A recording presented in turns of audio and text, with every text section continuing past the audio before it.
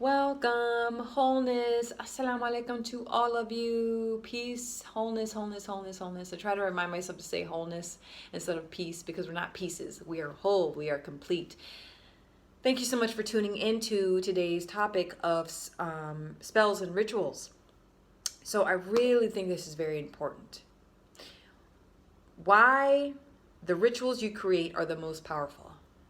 And this is not just for New Agey people or New Agey groups or, the yogis or the witches or the warlocks or, this is for everyone. Christians, Jews, Muslims, anyone who is on that path, okay, with a higher power within themselves, okay, that God, that goddess, that energy, all right? Why the rituals you create are the most powerful.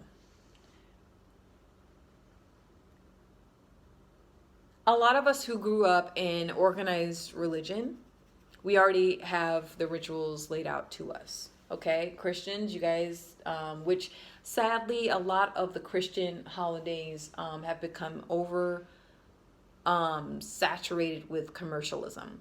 I mean, like in September they have what? Thanksgiving stuff coming out, right? In December, January, they have Easter egg stuff. Just a lot of stuff, decorations, decorum, and all that, which isn't the most important thing. I will say in my travels when I was in Europe, one thing I really respected with the Europeans is that they put more emphasis on the actual holiday, the holy day, rather than decorating their houses and raising up their electricity bill. You know what I'm saying? They didn't have tons of just commercial crap, just wasteful shit. Of all the decorations and all of this. I think personally it's pretty. It does something to the mood. It's very festive. But the US, corporate America just went, it just took it and ran off with it. You'll have certain things and certain decorum that actually have a pagan connection to it, and so you're thinking you're praying to the Christian God and you're doing all this Christian stuff and but a lot of the altar when people have the, oh gosh, what is it called, with it's like a little display of the birth of Jesus. Oh man, I can't. But often that's an altar. That's an actual altar of your building, rebuilding, and showcasing the birth of Jesus and the three kings visiting and Mother Mary in there and they're in the barn, and that is an altar. That's generating a certain type of frequency. That's ritualistic, right? And so a lot of these rituals and practices, like for Muslims, we have the fasting during Ramadan for 30 days, where you pretty much, I don't want to say you're starving yourself, but you pretty much are. You don't eat after sunrise and then until sunset. You can't drink anything.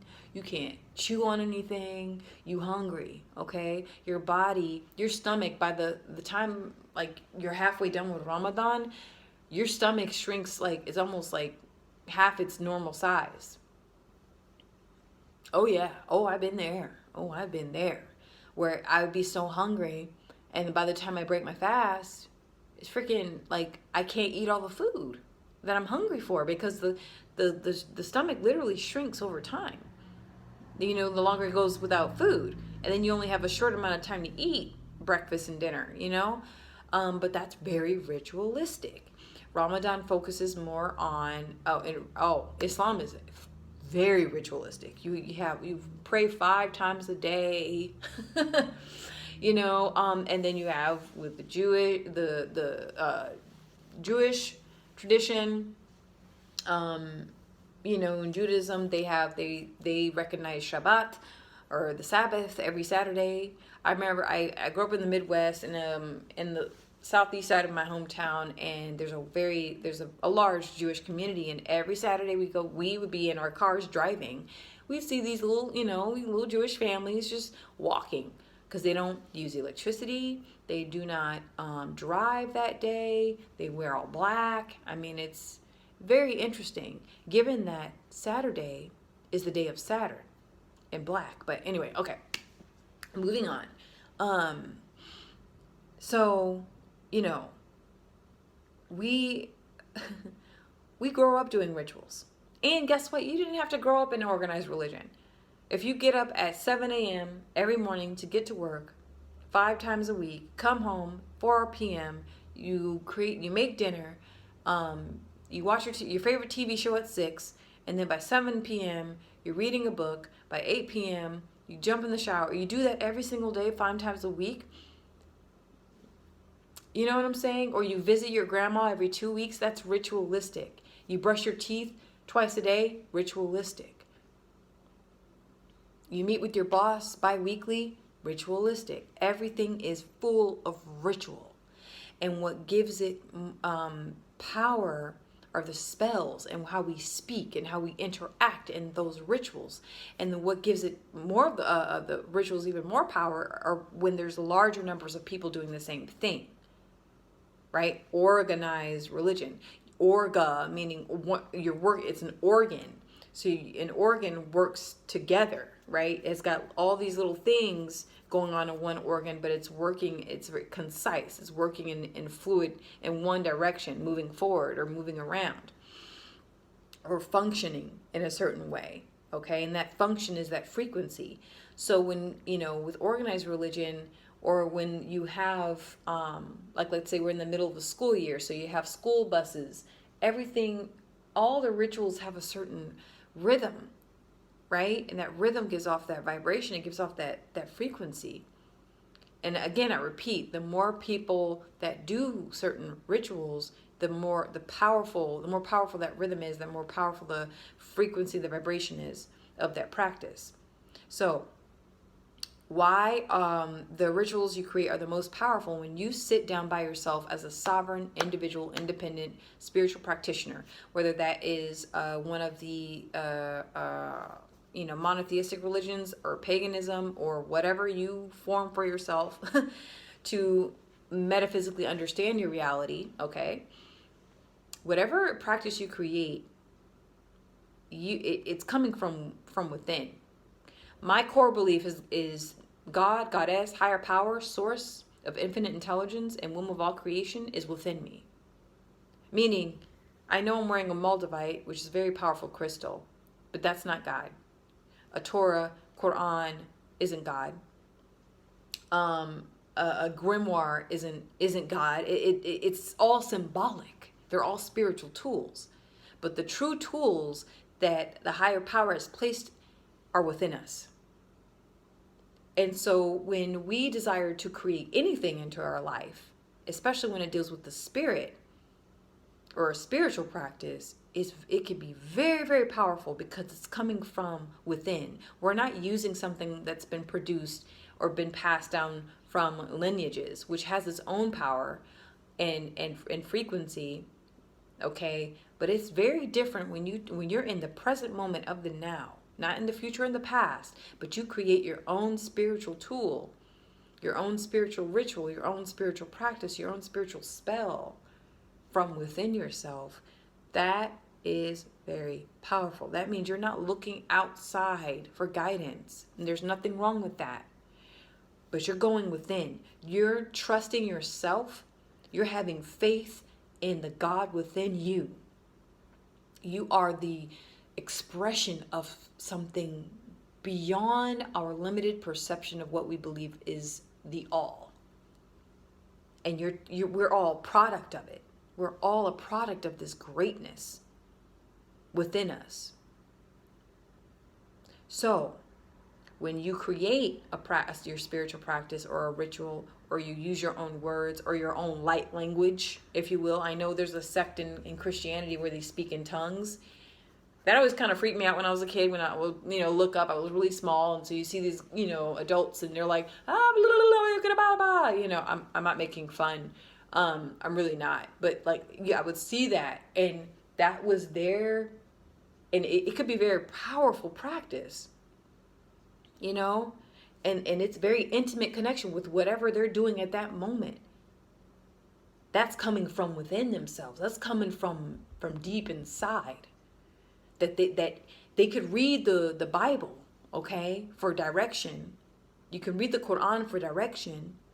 You can grab your grimoire and read it, reread things for direction. But when you have that, when you lock into that thing inside you, that power of what you're going to call God, higher power, source of infinite intelligence, or womb of all creation, and you tune into that, it may not make sense to anyone else. It may not make any freaking sense. And believe me, when I was 4 years old and sitting up in a church somewhere, and that's really interesting. I've been to a lot of churches, even as a Muslim American. I've been to a lot of churches. But I'd be looking, I'm like, what in the world? What's going on? Because to me, they're just like, blah, blah, blah. You're speaking gibberish. But to them in that moment, they are having a one-on-one with God. They're slashing the demons, okay? They're calling on the angels. And that is what makes it so powerful, is because it's your own unique, individual, sovereign way of connecting to the all.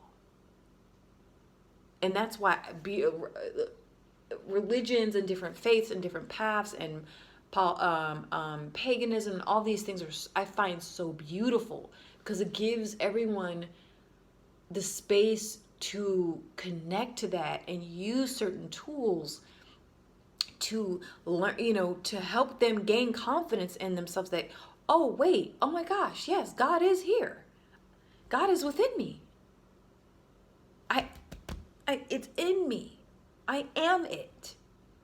And I'm not saying I am God, I am the goddess, because that's a phrase that it pisses off a lot of Christians. Pisses off a lot of people when people are like, I am God, you are God. Like it's because it depends on your definition of what God is. People believe that God is this dominant, like it's very dominant, patriarchal man, masculine energy, that the father, right, that governs all, and you have no say, and you're just, but really, to me, my definition of God isn't that. It's nothing to be feared. It's to be respected, right? It's to be honored and just embraced. But so it depends on your definition of God. But when I say I am God, but it's an essence within every people of faith, I should say, because you could be a Christian, or you can be a pagan, or you can be a Muslim, or you can be a yogi or a Buddhist or anything like that. You can do all those things, but it's an essence that you carry within yourself, and it's finding and discovering and having the confidence to create your own practice that will link you up with the all. I certainly have my own. One in particular that I would love to do sometime in next year is silent fasting. I don't speak. That's where I literally feel closest to what you would call God. Literally. I shut down phone, Wi-Fi, everything. Just shut it down. No, and I do not speak. I don't call. I don't talk. If I have to interact with strangers, I write down on a piece of paper, hey. That's it. And it's very powerful. That's my way of connecting to God. Like with a Christian, I don't know the sect of the religion, but when they speak in tongues, that's their way. It doesn't make any sense to me. It doesn't have to. It doesn't have to. But to them is real deal. Oh my, like that's how they're connecting. Or for a yogi to get connected and channeled in with the all, he'll stand on his head, okay, and be there for a half hour, and he just downloads all this powerful energy. It is what it is, okay.